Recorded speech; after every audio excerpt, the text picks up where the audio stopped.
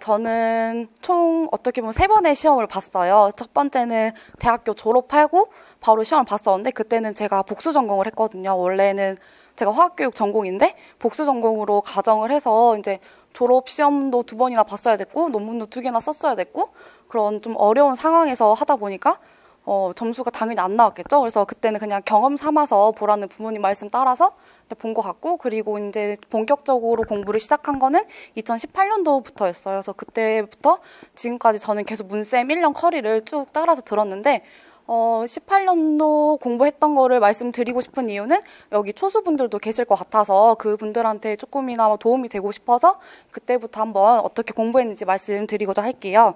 일단 전공은 저는 문쌤 커리를 다 따라서 들었어요. 그리고 직강으로 들었고, 그리고 스터디는 12월부터 6월까지 하는 스터디를 구했는데 이게 어떤 스터디냐면요. 12월 달부터 6월 달까지 우리가 가정교육론, 식의주, 가족, 소비 총 6개 영역이잖아요.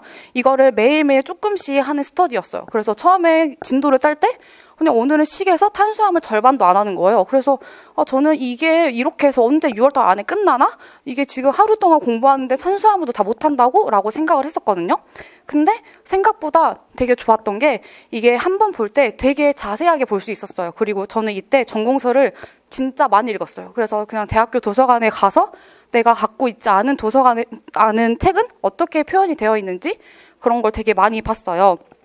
그래서 어떻게 했냐면 먼저 각자 분량을 정해놓으면 여기 서브노트 인증이라는 곳이 있잖아요. 꼭 서브노트를 만들지 않아도 자신이 그날 해온 분량을 어떻게 공부했는지 인증하는 스터디를 했었고, 그리고 나서 이제 문제를 출제를 하는 거예요.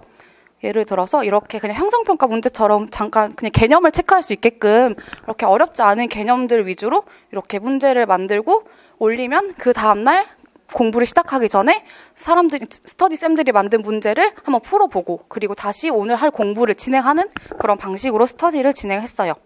그리고 이때는 기출 분석까지 같이 했는데 기출의 중요성은 그냥 여러 번 말해도 지나치지 않을 정도인데 저는 기출을 어떻게 활용을 했냐면 일단 2부를 뽑았어요. 그래서 한 부는 연도별로 해서 놔뒀고 하나는 영역별로 해서 이렇게 12월부터 6월까지 스터디를 할 때 예를 들어 내가 탄수화물 파트를 공부한다 하면 탄수화물 파트에 나온 기출 문제는 뭐가 있는지, 그리고 저는 식에서 조리랑 영양 기출도 같이 봤거든요. 은은 화공 디자인 이런 것도 다 같이 봤고 그렇게 해서 이제 분량이 별로 없다 보니까 다른 탑과 기출도 그냥 볼 수 있었던 것 같아요.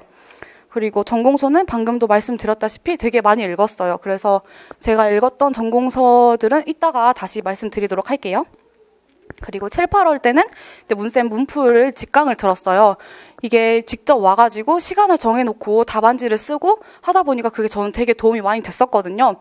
제가 좀 약간 말이 많다 보니까 좀 글도 되게 장황하게 쓰는 편이었어요. 그런데 우리 임용은 칸이 4줄이 4줄밖에 없잖아요. 그리고 딱 그 물어보는 문제만 정확하게 유도리 있게 써야 되는데 그게 잘 안 됐었는데 그 문쌤 이제 직강을 들으면서 그런 걸 교정을 많이 받아서 되게 도움이 많이 됐던 것 같고, 이때 했던 스터디는 총 2가지였어요. 기출 변형이랑 문제 만들기 스터디였는데 기출 변형은 이렇게 2015년 전공 B형 문제가 이렇게 있으면 이 문제에 대해서 제가 봤을 때 이런 점이 키워드인 것 같다. 그리고 답은 이 정도일 것 같다. 간단하게 쓰고 이걸 이제 변형을 했어요. 먼저 기입형으로는 앞에서 여기 자색 양배추 붉은색으로 변했다 이게 나왔잖아요. 채소의 색 변화가 있어서 이걸 조금 변형해서 이렇게 기입형으로 만들어 보았고, 그리고 그 앞에 보면은 비린내에 관한 내용이 나와 있어요. 그리고 라에 보면 젤라틴 푸딩이라는 게 나와 있어서 이걸 서술형으로 이렇게 한번 바꿔보는 그런 기출 변형 스터디를 했어요. 그래서 이게 되게 도움이 많이 되었는데 근데 스터디원들은 이것도 잘 만나야 될 것 같아요. 진짜 되게 열심히 했는데 다른 쌤들이 보내준 문제를 받으면 좀 화가 날 때가 되게 많았거든요. 그래서 이거는 진짜 마음 맞는 사람들끼리 해야지 서로 윈윈하는 그런 스터디가 될 수 있을 것 같아요. 그리고 문제 출제 스터디는 이건 제가 만든 문제인데 그냥 제가 전공서를 많이 보면서 이게 문제로 나왔으면 이렇게 나오면 되게 흥미롭겠다 하는 걸 그냥 항상 전공서를 볼 때마다 포스트로 표시를 해놨었어요. 그래서 그 포스트잇에 적어놓은 내용을 바탕으로 이렇게 그냥 문제를 만들고 서로 공유하고 해설해주는 그런 스터디를 진행을 했어요. 이거 이렇게 있고 이 파일도 좀 이따 여기 두고 갈 테니까 혹시 필요하신 분 있으면 가져가시면 돼요. 이렇게 했고, 그 다음 7, 8월 계속해서 기출 분석도 진도에 맞춰서 그냥 문쌤 문풀이 먼저 식부터 시작하면 식에 관련된 기출을 한번 싹 돌리고 전공서를 한번 보고 문쌤 교재를 한번 보고 이런 식으로 문제풀이 진도를 맞춰서 했고요. 그리고 저는 이때부터 서브노트를 만들기 시작했어요. 그 전에는 그냥 문쌤 교재에 단권화를 시켰고 그 내용을 바탕으로 이제 서브노트를 만드는데 그 전에 많은 양의 지식이 쌓이다 보니까 서브노트를 한 영역 만드는데 한 3일 정도 걸렸거든요. 그래서 먼저 초수시라면 먼저 서브노트를 만드는 것보다는 단권화를 하고 서브노트를 만드는 걸 추천드려요. 그리고 9, 10월 달도 마찬가지로 모고 직강을 들었고, 그리고 이때는 방금 말씀드렸다시피 스터디에 너무 스트레스를 받아가지고 스터디는 진행하지 않았어요. 그리고 누적 모고 백지 쓰기라는 걸 이건 저 혼자 한 거예요. 제가 이제 누적 모고라고 여러분들이 이제 문풀 하고 나면은 진짜 모의고사 들어가기 전에 누적 모고라는 걸 들으실 건데 그때 보면은 예를 들어 소비 첫 번째 파트, 뭐 영양, 식에선 영양 파트 이렇게 조금씩 분량을 나눠서 그게 누적돼서 하는 모고예요. 그래서 저는 그 개념을 좀 정확하게 하기 위해서 예를 들어 가족이라면 발달의 원리 5가지 명칭을 쓰고 각각의 의미를 서술하셔. 이렇게 개념을 확실하게 잡고 싶어서 제가 생각했을 때 이런 게 중요한 것 같다 싶은 내용들을 이렇게 매주 만들어서 모고를 보기 전에 한 번씩 한번 써보고 했어요. 근데 이러다 보니까 제가 모르는 개념이 뭔지 정확히 아는 개념 뭔지 이렇게 잘 잡힐 수 있었던 좋은 공부 방법이었던 것 같아요. 그리고 서브노트도 계속해서 수정을 보완했고 11월 달에는 이제 서브노트가 다 완성이 돼서 저는 그냥 개인 공부는 거의 서브노트만 보는 식으로 공부를 했었어요. 그리고 이제 전공에 대해서 말씀드릴게요. 전공은 이렇게 제가 여기 이렇게 이거 해놓은 거는 그때 마음 상태를 대변하는 그런 거거든요. 그래서 근데 3월 달에는 문쌤 이론을 제가 순천에서 들었기 때문에 인강으로밖에 들을 수가 없었어요. 그리고 작년에 공부를 하면서 스터디가 저랑 너무 안 맞다는 걸 느꼈어요. 그래서 주변 사람들이 되게 스터디를 많이 해서 저는 솔직히 주눅이 들었거든요. 나는 스터디 안 하는데 내가 저 사람들 이길 수 있을까? 했지만 그냥 저는 제가 하고 싶은 길을 가겠다 싶어서 굳이 스터디를 하고 싶지 않았어요. 스트레스를 받는 것도 싫었고 혼자서도 충분히 할 수 있겠다라는 생각이 들어서 그냥 이때는 저는 진짜 전공서 위주로 공부를 많이 했어요. 그리고 문쌤 강의를 들으면서 다시 구조하고 정리하는 작업을 했던 것 같아요. 그리고 이때 백지 쓰기, 녹음하기라는 것은 제가 공부를 한 게 있으면 예를 들어 식 영역이면 탄수화물을 공부를 했다. 그러면 탄수화물을 뭐 종류, 기능 이런 게 가지치기를 해서 목차를 먼저 짰어요. 최대한 자세하게 목차를 짜놓고 녹음기를 켜놓고 그걸 누구한테 설명한다는 듯이 이렇게 연습을 해봤어요. 근데 녹음기를 켜놓고 하면은 실수를 해도 약간 부끄럽다는 느낌도 들고 누군가 뭔가 보고 있다는 느낌 때문에 진짜 더 잘하고 싶다라는 마인드가 생기더라고요. 그래서 저는 혼자서 만약에 공부를 하시는 분이 계시다면 좀 추천해주고 싶은 방법이에요.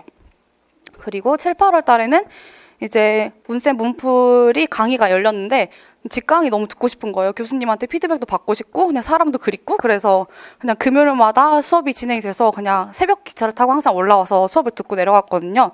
근데 저는 이 시간이 되게 좋았던 게 아침에는 항상 새벽 4시에 일어나서 기차를 타고 왔어야 됐어요.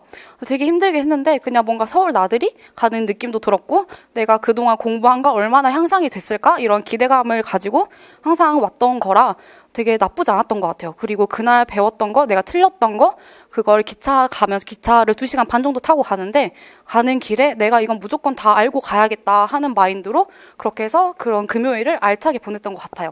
그리고 이때도 마찬가지로 스터디를 하지 않았고 문풀 강의가 시작됐기 때문에 시험을 보기 전에 교재를 꼭 일회독을 하고 제가 부족한 부분이 있다 싶으면 전공서를 바로바로 찾아서 보고 그렇게 서브노트도 수정하고 이런 문제를 이렇게 공부를 했습니다.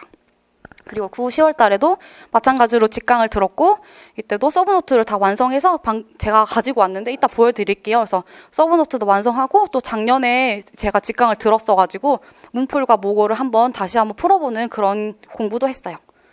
그리고 11월 달에는 스터디는 아예 하지 않았고 마찬가지로 서브노트를 가지고 공부하는 그런 방법으로 이제 1차 준비가 끝이 났어요.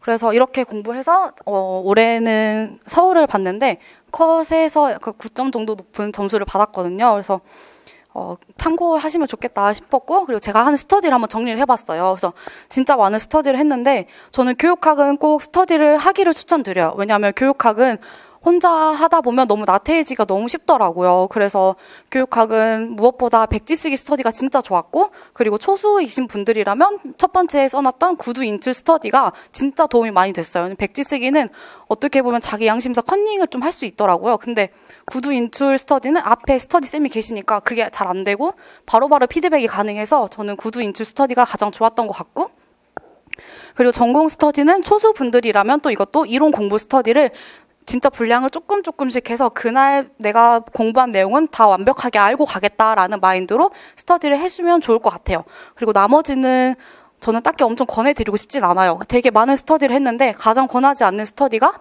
8번에 있는 목차 스터디인데 정말 쓸데없다고 생각을 했어요. 왜냐하면 어떤 스터디냐면요. 이런 우리가 기본적으로 봐야 될 전공서 목록 있잖아요. 이걸 가지고 목록을 다 체크를 하는 거예요. 한글 파일을 다 쓰고 예를 들어 식사 구성안이 언제 나왔는지 그 연도를 쓰는 거예요.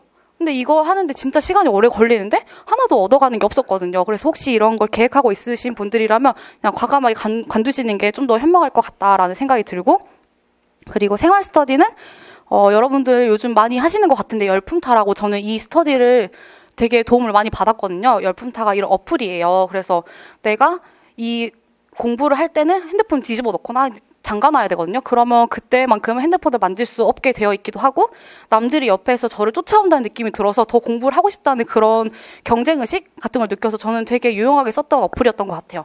그래서 이거를 활용하면 되게 좋을 것 같더라고요. 그리고 이제 영역별 제가 어떻게 공부했는지에 대해서 간단하게 빨리 설명해 드릴게요. 먼저 가교로는 여러분도 알다시피 25%에서 35%나 차지하는 중요한 부분이라고 생각이 드는데, 그렇지만 다른 영역에 비해서 가장 공부하기가 수월하다고 생각이 들었어요. 왜냐하면 내용이 쉽게 바뀌는 게 아니고 최신 내용이 많이 나타나지 않기 때문에, 그리고 전공서가 가장 적잖아요. 6개 영역 중에서. 그래서 전공서는 저는 이 4가지를 봤는데, 이 빨간색 쳐놓은 거를 정말 꼼꼼하게 한 3번, 4번 정도 읽었던 것 같아요. 그리고 교수님 강의를 듣기 전에 저는 이 중에 어떤 걸 하나를 내 전공서로 한번 꼽아야겠다 생각을 해서 고민을 하다가 가이실이 가장 두껍더라고요. 그래서 두꺼운데 그러면 가장 내용이 많겠지라는 그런 단순한 생각으로 가이실을 가지고 먼저 정리를 했어요. 그래서 가이실로 정리를 하고 없는 내용을 가정과 교육론을 가지고 이렇게 다시 추가하는 그런 공부를 했었고요. 근데 가이실을 처음에 읽을 때는 되게 어렵거든요. 근데 2번 읽고 3번 읽다 보면 진짜 쉬워요. 그래서 그러니까 시간이 아직은 많이 있으니까 한 번쯤은 꼭 읽어보셨으면 좋겠다라는 생각이 들고, 요즘에 가수수에서도 그러니까 시험 문제가 많이 나오니까 이것도 꼭 빼먹지 않고 읽었으면 좋겠어요. 그래서 이 빨간색 책은 가정교육론을 공부한다면 필수 도서라고 저는 생각을 하거든요. 그리고 이것도 하부부 같은 경우는 솔직히 저는 그냥 과감하게 버렸거든요. 근데 버렸어요. 그래서 근데 재작년에 시험을 봤을 때는 브라운의 실존적 추론 관점만 외웠는데 딱 그게 나왔고, 올해는 할 게 너무 많은데 이게 또 나올까 싶어서 그냥 버렸는데 안 나왔더라고요. 그래서 운이 좋긴 했는데, 근데 혹시 나올 수도 있으니까 이거는 외우는 게 좋을 것 같아요. 그래서 이거는 친구들을 보면 항상 그냥 백지 쓰기 스터디를 꾸준히 하더라고요. 이게 양이 너무 많다 보니까 지금부터 꾸준히 외우는 게 조금 중요하지 않을까라는 생각도 해봅니다. 네. 그리고 교육과정은 그냥 국가적인 문서다 보니까 토시가 틀리면 안 된다고 저는 배웠거든요. 그래서 이거는 자주 보는 게 중요한 것 같아요. 그래서 이것도 암기가 중요한 것 같다라는 생각이 들고요. 그리고 저는 제가 만든 서브 노트예요. 이것도 좀 이따가 보여드릴 건데, 많은 4가지 전공서를 다 보면서 그냥 모든 내용을 다 갈아 넣었어요. 진짜 교수님이 준 보충 자료나 제가 논문도 찾아가지고 같이 넣어놨거든요. 그래서 이것도 좀 이따 보여드리도록 할게요. 그리고 영역은 이렇게 전공서를 봤어요. 네, 그중에 빨간색은 진짜 한 3번 정도 정독했던 전공서였고, 근데 가 생각보다 저는 어려웠거든요. 제가 맨 처음에 학교를 다닌 게 의상학과를 다녔음에도 불구하고 조금 어렵더라고요. 그래서 같은 경우에는 저는 그 지역에 있는 문화센터 같은 데 가서 직접 재봉틀을 배우기도 했었고요. 그래서 그냥 뭔가 취미 생활을 하고 싶어가지고 어떤 걸 할까 하다가 그래도 이왕이면 전공에 도움이 되고 싶은 걸 하고 싶다 해서 재봉틀이랑 뭐 수선하기, 그리고 뭐 쿠키 만들기 이런 걸 취미 생활로 했었어요. 그래서 근데 그때 했던 게 되게 도움이 많이 됐어요. 그리고 또 이제 나중에 영역 들어가면 교수님이 버섯 만들기랑 저고리 만들기를 해주시거든요. 그 강의를 올려주세요. 근데 저는 그게 너무 재밌어가지고 만들어 봤는데 좀 오래 걸려요. 저 4시간 걸렸던 것 같은데 해볼 만한 가치가 있는 것 같아요. 한번 해보니까 절대 안 까먹어요. 그래서 한 번쯤 시간 많을 때 하면 좋을 것 같고, 좋을 것 같아요. 그리고 식영역은 이 정도 봤는데 아니 꼭 이렇게 보라는 건 아니에요. 근데 빨간색은 저는 꼭 봤으면 좋겠다 싶은 거를 이렇게 꼽아놨는데, 먼저 영양학 같은 경우는 21세기 기초 영양학을 많이 보시잖아요. 근데 저는 기초 영양학 내용이 쉽더라고요. 그래서 이걸 바탕으로 서브노트를 만들었고, 그리고 처음에 공부할 때는 기초 영양학만 봤어요.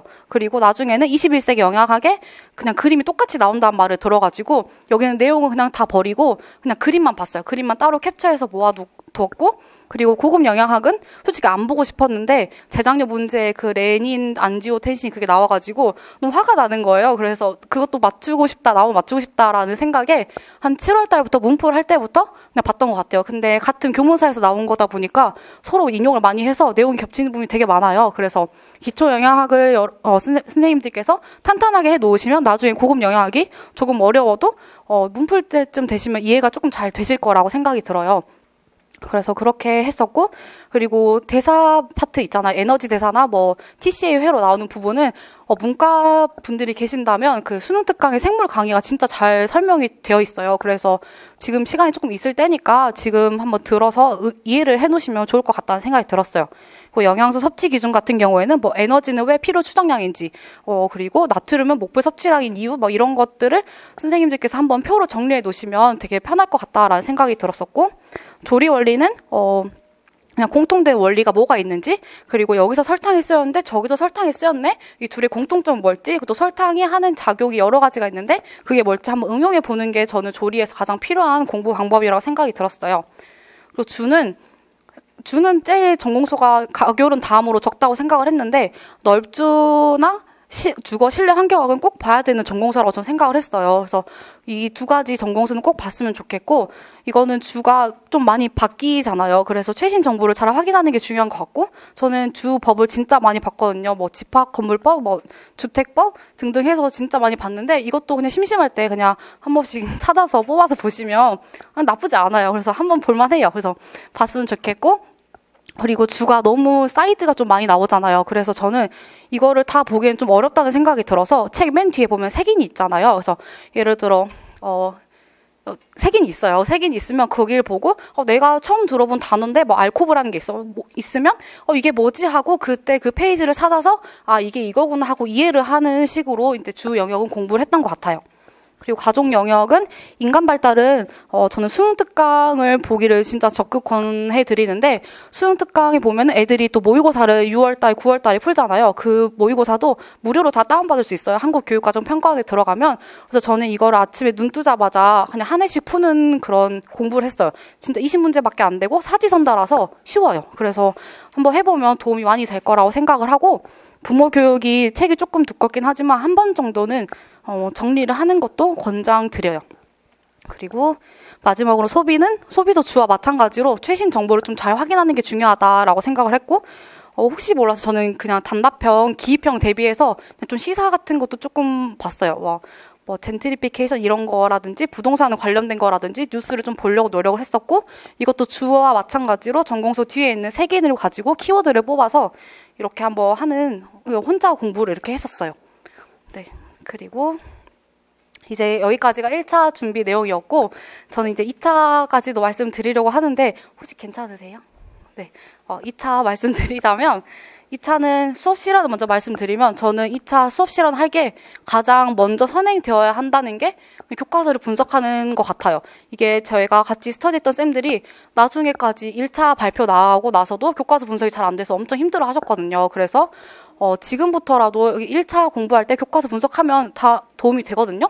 지금부터라도 조금씩 해서 나중에 1차 합격하시고 1차 보시고 1차 합격 발표 나기 전까지는 무조건 교과서를 잘 분석해줬으면 좋겠다라는 생각이 들었어요.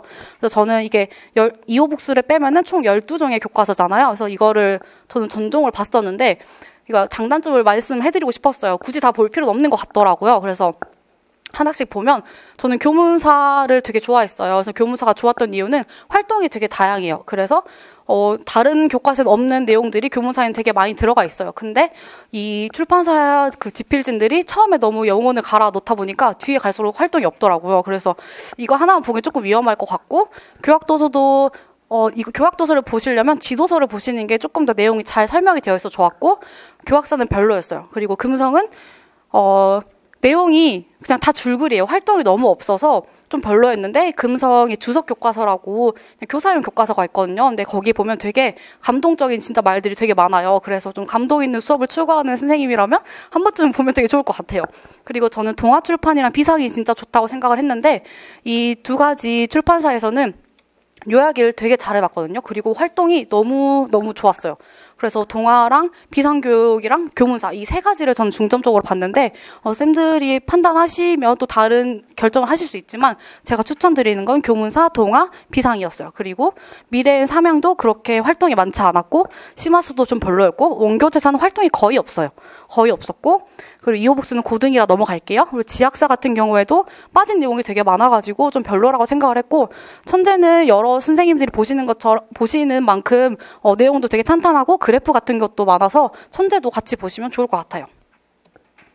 그리고 저는 그 교과서 분석할 때 두 가지 스터디를 했어요. 처음에 18년도에 스터디를 할 때는 6명이서 스터디를 했거든요. 그래서 총 12개의 교과서니까 한 사람당 두 가지 교과서를 맡아서 내용을 다 정리하는 그런 스터디를 했어요. 근데 이게 이렇게 다 정리를 했었는데 시간이 진짜 오래 걸려요. 시간이 진짜 오래 걸리고 이렇게 좀 깔끔하게 정리를 해주시는 분도 있지만 그렇지 못하신 분도 있어서 이거는 좀 선생님들 취사 선택을 하셔야 될 것 같아요. 굳이 12종의 교과서를 다 볼 필요는 없으니까 이렇게까지 할 필요는 없고, 저는 차라리 권해드린다면 이렇게 한 3, 4명이서 모여서 활동만 모으는 스터디를 했거든요. 왜냐하면 일단 1차를 합격하시는 분들이고, 그러니까 공부를 하실 거면 1차, 그러니까 교과서 내용은 다 솔직히 숙지가 되어 있을 거라고 생각을 해요. 교과서 내용을. 그래서 이렇게 동기유발이면 동기유발 자료 이렇게 모으고, 그리고 이렇게 청소년의 신체적 발달 특징 해서 소단으로 나눠서, 신체적 발달이라고 하면 키워드가 뭐 성장급등, 2차 성징, 성호르몬, 성장의 개인차 등등이 있잖아요. 그래서 그에 관련해서 어떤 활동을 넣었는지 이렇게 분석하는 그런 스터디를 했어요.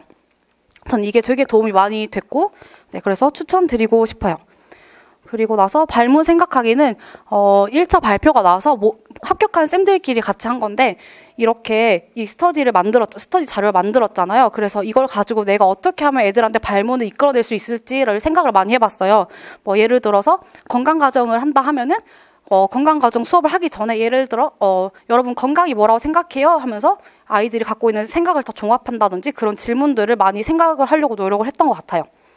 그리고 두 번째는 지도안 작성하기 스터디를 했었는데, 교과서 분석이 완벽하게 되고 나서는 소단으로 서로 나눠가지고 가장 최선의 수업을 만들 수 있는 그런 지도안을 한번 짜봤거든요. 근데 이거는 해보니까 딱히 도움이 되지 않았어요. 그래서 굳이 지도안 작성하기 스터디를 하실 필요는 없다라는 생각이 들었고, 그리고 수업 실현하기 전에, 그리고 하면서도 계속 수정해야 될 부분인 게 나만의 대본을 만드는 게 중요하다고 생각을 해요. 그래서 저도 이렇게 인사말부터 마지막 끝인사까지 이렇게 다 해놨고, 그리고 모둠 활동을 할 때는 어떻게 할 건지, 순회주든 어떻게 할 건지 등을 자세하게 여러분만의 그런 대본이 있었으면 좋겠다라는 생각을 해봤고요. 그리고 마지막으로 수업 실현 스터디 할 때는 모형을 적용하든 아니면 기법을 적용하든 최대한 다양한 걸 해보는 게 좋을 것 같아요. 그리고 이거 진짜 실전처럼 연습하는 게 중요하다 생각을 하는데, 전 이 스터디를 할 때 가장 도움이 됐던 자료가 이게 그 에듀넥 티클리어라는 곳에서 2015 개정교육과정 교수 학습 자료라는 게 있어요. 여기서 그 예전에 나왔던 보석맵도 자료가 다 실려 있고 해서 되게 여러 기법이 나와 있거든요. 그래서 2차를 준비할 때 이거는 꼭 고등이랑 중등이 있으니까 꼭 보셨으면 좋겠다라는 생각이 들어요. 그리고 이거는 스터디 쌤들이랑 만든 문제인데, 이것도 문제 양식도 같이 드릴 테니까 나중에 스터디 하실 때 참고해서 문제 만들어서 하시면 좋을 것 같아요. 그리고 수업 실현 팁 아닌 팁을 좀 드리고 싶으면, 첫 번째는 조건을 지키는 건데, 그냥 조건을 단순히 지키는 게 중요한 건 아닌 것 같아요. 그래서 좋은 점수를 받으려면 조건을 좀 상세하게 지켰으면 좋겠다. 예를 들어, 뭐 순회지도로 하라 했는데, 그냥 순회지도 하나 하고 끝나는 게 아니라, 내가 진짜 순회지도를 열심히 했다라는 거 보여주기 위해서 좀 성심성의껏 하는 게 좀 필요한 것 같다라고 생각을 했고요. 제가 이번에 수업 실현하면서 현직 교사분들한테 되게 많은 조언을 받았어요. 그런데 하나같이 들었던 피드백이 너무 시험을 위한 실험 같아요 라는 말을 되게 많이 들었어요. 그래서 구독점을 하신 분들한테 여쭤봤더니 다들 진짜 선생님처럼 하셨더라고요. 그래서 진짜 자연스럽게 우리가 아무리 시험이지만 그래도 진짜 앞에 학생들이 있다 생각하고 자연스럽게 하는 게 중요하다라고 생각이 들고, 또 이제 평가하시는 분을 어떻게 알게 돼가지고 그분한테 좀 조언을 구했었어요. 그런데 그분이 하시는 말씀이 항상 이때까지 많은 학생들을 평가해 왔는데 가장 안타까웠던 점이 기승전결이 없다라는 말씀을 해주셨어요. 그래서 그게 무슨 말씀이세요? 라고 물어보니까 예를 들어 전개 1, 전개 3, 전개 4 이렇게 이 세 가지를 실현하라고 하면 전개 1과 3이 너무 매끄럽지 않게 흘러간다라는 게 되게 아쉬웠던 부분이래요. 그래서 아무리 전개 2를 건너뛴다고 해도 잠깐의 언급 아니면 1과 3을 어떻게 자연스럽게 연결하는 게 중요하다고 말씀해 주셔가지고 나중에 수업 실현할 때 이 정도도 이런 부분도 참고해 줬으면 좋겠어요.